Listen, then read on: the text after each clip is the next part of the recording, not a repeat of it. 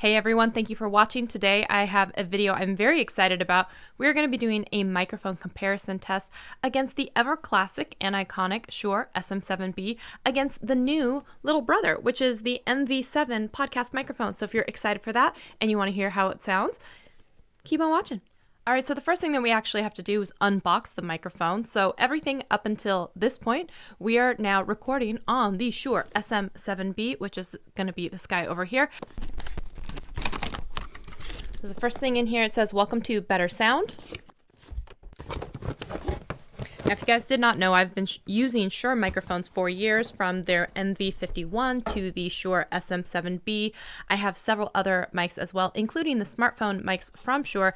So I have been with Shure for a very long time, and there's a certain quality that I definitely come to expect from Shure, so I'm hoping that this really lives up to it. It has been labeled possibly the Blue Yeti Killer from my friend Scott Peachy. If you have not seen his video yet on this microphone and you want to check out another opinion, I will link it up here in the cards for you so you can go check out Scott's video on this one. He does some great audio comparisons as well against the Shure MV7 versus the Rode Pod mic. So if those are mics that you are considering going between, that might be a really good video to check out next. All right, so the thing in here, we have a quick start guide, and we have, there is this information saying go down the Shure Motive app, and I am assuming it's the exact same one that they use for the Shure MV88, the 88 Plus, and the 51. So if you have those microphones and you have the smartphone software app, then you know exactly what that looks like. If not, I will definitely throw up a link on the screen. So first things first, let's get these guys next to each other. All right, so you're going to see right off the bat that this microphone is actually quite a bit shorter than the Shure SM7B, and so a lot of people may already like that because it is so compact. Now, one thing that this does have over the other one as well is all of this branding on the side, so you may or may not like that. This is a nice clean look on Shure, where the only real branding you see is usually on the back, that little nameplate. But for some people, it's easy enough to get that out of the shot where you're not going to notice it anyway. This is definitely not really going to ever be hiding that. You're always going to see that. Now, one thing that is really unique about this microphone that they have put out from Shure is this large plug here. This is the XLR input, which is usually what you would do when you're doing this into like some sort of interface. And then this connection here is the micro USB. Now, what's very interesting about all of these mics that Shure has usually done is a lot of them all use micro USB, from the Shure MV88 Plus to the Shure MV51 to now the Shure MV7. So they really are sticking with that micro USB, and depending then on what device you want to use, you may have to use a litany and whole bunch of cables to connect this to your smartphone, to your computer, to your iPad Pro with a USB-C connection. It really can depend. So you may have to then pick up several different cables so that you can connect this device to other devices, or you can go with the XLR one. Now, what's interesting also about that is that this includes then a lot more versatility than the Shure SM7B, because it does not have that connection. In fact, not only is it powered usually with a cloud lifter or some sort of external preamp to amplify the volume with it. So not only that, this is a very heavy, very large, obviously you can see the distance, like I said, the size difference between the two. This is a very large microphone, so you do need to have room for it in your studio wherever you are. This one is a little bit more compact. You could even travel with it, throw it on a little stand, and be good to go and have it in a variety of environments, from podcasting to out on the road with your smartphone. Not vlogging, obviously, but like a sit-down interview, something like that. It could be very, very good. Now, one thing that's also kind of neat, it does have a very like metal body construction, so you can tell it's really well done that way. Another thing that's really interesting about it is it has what it looks like, this touch panel on the top. This is very reminiscent of the Shure MV51, where it has a touch slide panel, which is going to connect and control the level of volume for like headphone monitoring or like the volume of the mic. One thing also that this mic has that the Shure SM7B does not have is, if you look here, there's actually a quick mute button. That is something I've always longed for on the Shure SM7B, which has not existed, but it does exist on the MV7. So if you are someone who needs a quick mute option on the piece of hardware versus doing it on a Stream Deck or doing it via software, then this also might be a really good option for you to look out. Another thing, when you're looking at this, I've been told that the Wind mic is actually a pretty cheap, flimsy one, and a lot of people are going out and purchasing ones that actually make it look more like this one, so that it helps with that kind of, you know, that dissonance, the type of sound. It helps protect you almost like a windscreen does. Now, one thing, if you take a look at the difference between the microphone here and the microphone, I can pull off the windscreen here in just 1 second here. The protective, this looks more like one of their handheld mics, and actually let me grab one. So here's actually an old standard like handheld mic where it was the PG48. So it looks the same as like their 58 series. But if you take a look at this, they're actually not that different from the way that they look, right? So you would expect something that is going to be contained in something like this to be quite a bit larger, longer, and different looking, because otherwise it just looks like a really upgraded kind of new compact version of a handheld mic like this. Now, one thing that I think is also interesting, I do want to compare this as well to, everyone knows this one, you may or may not love this one, right? But this is a well-known microphone as well in the industry, and this is going to be the Blue Yeti.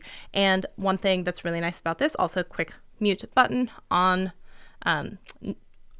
body knob for the volume, as well as the ability to control your gain and select your patterns. Now, one thing that was really, really nice about this is how easy it is to plug in USB. They also have an XLR version, which I do not have, but this was a micro USB, or sorry, this was a USB mini, and then these in the new style are micro USB. They also have an XLR version of this mic, which is a bit more expensive, but I figure once you're getting into the XLR mics, there's a lot of better options for you to choose from. So let's take a look as well at this mic versus the Shure SM7B, since that is the microphone comparison. And let me take off this windscreen. Now, obviously you can see that this microphone cage is quite a bit different than the one that's on here. And so I just think this is a really interesting comparison as well, because they're extremely different, yet they're kind of being marketed as being very, very similar. So one thing that I might actually do, I know that other people have talked about it, is you can get a better, you know, basically microphone screen on something like this. And then now you're starting to look a little bit more similar to each other. So that might be one of the very first things I would upgrade, is actually getting a better windscreen mic on your little MV7 if you go with this one. Okay, now that we've seen both microphones, kind of how they look, let's give them a shot vocally. I'm going to move these around. Both of these mics are plugged into the Scarlett Focusrite 2i interface device, and which does provide phantom power to the microphones. The SM7B is set up with a cloud lifter as a separate piece of equipment. Both of them are set up to the same gain level on the Focusrite as well. So I'm trying to keep it as even as possible before we get into this audio test. This is the Shure SM7B. The Shure SM7B. The swan dive was far short of perfect. The swan dive was far short of perfect. This is the Shure MV7. The swan dive was far short from perfect. This is the Shure MV7. The swan dive was far short from perfect. This is the Shure SM7B. It snowed, rained, and hailed the same morning. This is the Shure MV7. It snowed, rained, and hailed the same morning. It snowed, rained, and hailed the same morning. Shure SM7B. Her purse was full of useless trash. Her purse was full of useless trash. This is the Shure MV7. Her purse was full of useless trash. Her purse was full of useless trash. This is the Shure MV7 on the Google Pixel 4a. Her purse was full of useless trash. Her purse was full of useless trash. I will definitely say that the cap, the windscreen that goes on the MV7 feels flimsy and cheap versus the one that comes with the SM7B. I do like the U-shaped part of the microphone because I feel like you can swivel and store the microphone like upright. Like if it weren't for the fact that the cable was on it right now. With something like this, because the Shure SM7B is so large, you will never be able to do that because either end of it is going to always be taller than the tallest part of the mount itself. So that's something that you will always have to keep in mind if you need to travel or pack this particular microphone up, is you're going to have space for it, not only in the height as well as the length, unless you're going to completely take it apart with the screws and then have to put it together wherever you're at. Whereas this one, you could actually still lay this flat in a backpack and it wouldn't actually make that big of a difference to you. Now, I have to give some props to the Shure MV7 for the fact that they actually have the cables that are included inside of the box are going to be one that is micro USB to USB-A, which is for your computer, your laptop, anything like that. The other is going to be the micro USB to USB-C. And not only that, but the cable that they provide you is a very long cable. So you can use this with your iPad Pro. You can use this with your Pixel phone. You can also use this cable, which is particularly long, with any other cell phones that you have that are also USB-C. This microphone as well is going to be very similar to the MV51 or the 88, where you can hook this up to a smartphone and you can even manipulate the different audio patterns as you would inside of the app, the Shure Motive app, which I've shown before in different videos. I'll insert a little on-screen thing for it as well. But this actually gives you so much more control in kind of battening down the hatches and giving you some more preference for how your microphone reacts. And there's kind of a memory involved here so that as long as you plug it back in, it's going to default to whatever you last programmed it to do. And I'm pretty sure you can download this now onto your computer, so it will give you the very same look and feel as inside the app, but for this mic on your computer as well, which I think is actually a really great feature because the ability to dial in some of those settings makes it a very appealing option. Now, some of the things that's kind of weird about this mic is where it's priced. So the price of it is, if you think about the Shure SM7B being somewhere around $399 and then something like this being around $250, do you think, oh, I should just actually go into this mic, or should I actually go down in price and go back to something like the Blue Yeti? Now, I have to say that I feel like it's kind of this running joke that a lot of people start out with the Blue Yeti, and then once they realize that there's better audio options out there, they kind of stop using it. And I agree with that, but the name is so well known that I feel like it's just that thing that a lot of people recommend for newer YouTubers getting started. I always tended to recommend this one because, the Shure MV51, because of the fact that I thought it was like really well made. I love that huge condenser mic that it has on it, and it was able to be used with cell phone, computers, iPods, and iPads, and just it had a lot more versatility to it. Now, with that, it was also a micro USB, and you had a litany of cables that you would use to connect to different devices. And I love that this one has the headphone jack on the back, so you can do your audio monitoring, which I think is a really great deal because the Shure SM7B does not give you that option, and you really have to have some sort of interface, which you would usually plug in your headphones to that to monitor back your sound.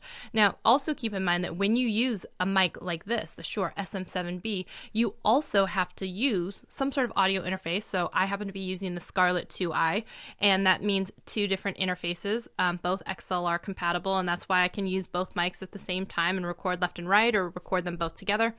And that thing is going to still end up costing you, I think, somewhere around $170-ish or so. And then not only that, you have to have a whole bunch of XLR cables that are going to go from this into the interface. And then not only that, but this mic, for it to get the maximum potential a lot of the time, you're going to end up also purchasing another piece of equipment, which is a cloud lifter, which is basically going to up the decibel gain on this, because otherwise without it, it would be very, very, very quiet.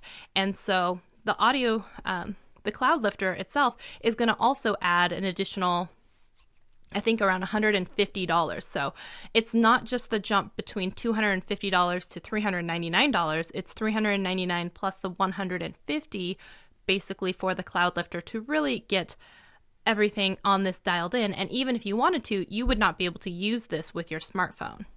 So Once you see something like this, which is usually going to come in around $129, the Shure MV51, which I've been recommending for a long time, which is around $150, $200, or the Shure MV88 Plus kit, which is also around somewhere around $200, I think that they've found like a very good sweet spot with this.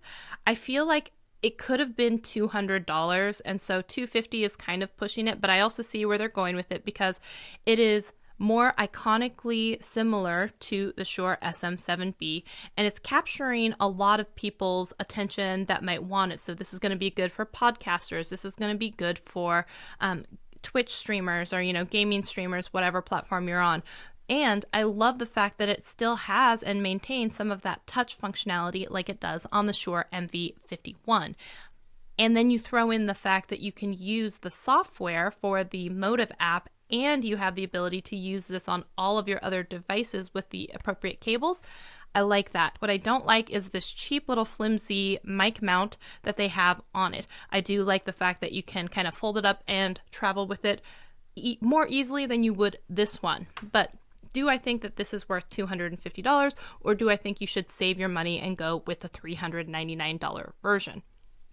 I honestly feel like this one might be a little bit of a better entry into a higher level mic for a lot of people, because you can take out the fact that you have to the cloud lifter, and if you spent a little bit of extra money to basically buy this windscreen mount, for this guy here, and you don't mind the branding, and you don't mind that it's micro USB for the cables, then I think that you're really going to enjoy this microphone. I really do. So I think Shure has done a very good job with this microphone. It may not be for everybody, but I definitely see, in considering the line that they have, with the lineup of the MV88 Plus being similarly priced, the MV51 being almost similarly priced, I think this is actually a nice step up for them, and I think that a lot of people would really, really enjoy this mic. So I definitely do like the touch on top and the headphone jack. So there's actually, and the quick mute. This does not have that, even though it's a more expensive mic. I don't understand. Sure, if you were listening, please give us a mute button on the SM7B. But those are my thoughts on the two microphones. It's up to you to really consider what you think your needs are, how you think it will be best used and in your space. I don't think you're going to go wrong with either. I think that with this one, there's going to be a little bit more of a steep learning curve. And because it doesn't have the software integration, it's going to take a lot more tinkering and testing. Plus, it's going to be more expensive having to get that cloud lifter. I think that this one is a lot more of an entry-level, basic jump right in and not have to mess with it too much. But if you want to get into it, then you can manipulate the settings more. So I think that this is a really good option. And I think for a lot of people who are intimidated or scared by, one, the price, and two, getting everything set up on the SM7B, I don't think you would be disappointed with something like this. I also do feel like this one, the SM7B does tend to overemphasize or make everything like a little darker. I don't know how to, like, heavier in some way. And this one feels a little bit more bright and airy, and just the way that it mixes the audio, because I haven't touched anything with this. I haven't manipulated the audio in any way, but I feel like this one just tends to be a little brighter and lighter. So also, if you're someone who has like a very, very deep voice, this mic might actually be something where it feels like you're mumbling, and this one might be able to pick up some of that audio just a little bit better. So those are my thoughts on these two microphones. Sound off down below which mic you would rather have and which one you like better if you've tried both. Let me know, and let the people in the collective brain down there know as well. So I hope you enjoyed this video. I will see you guys next week for another one. Thanks for tuning in, and I hope you guys have a great day. Bye.